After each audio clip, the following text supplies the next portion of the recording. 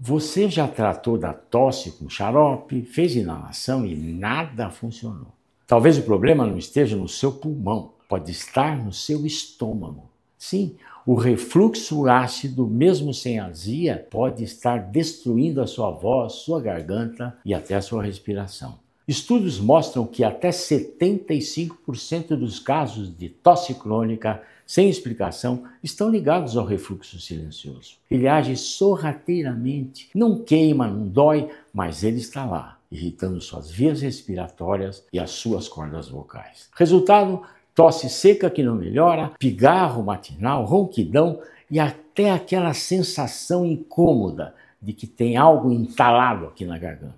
Esse tipo é conhecido como refluxo extraesofágico ou refluxo laringofaríngeo. Afeta a voz, a respiração e a sua qualidade de vida. Você janta, deita no sofá e começa a tossir. Acorda com pigarro, limpa a garganta o tempo todo. Não é normal, não é resfriado, pode ser refluxo. O bom é que nem sempre é preciso tomar remédio. Se você evitar café em excesso, cigarro, álcool e não se deitar logo após comer, já reduz bastante os sintomas. São mudanças simples e eficazes. Se a tosse dura mais de 3 semanas, se piora à noite ou vem com pigarro constante, procure um médico. Refluxo pode ser a causa que ninguém lhe contou. Compartilhe esse vídeo com quem sofre de tosse crônica. A informação pode ser a chave para o alívio. E lembre-se, refluxo não tratado afeta muito mais do que o estômago.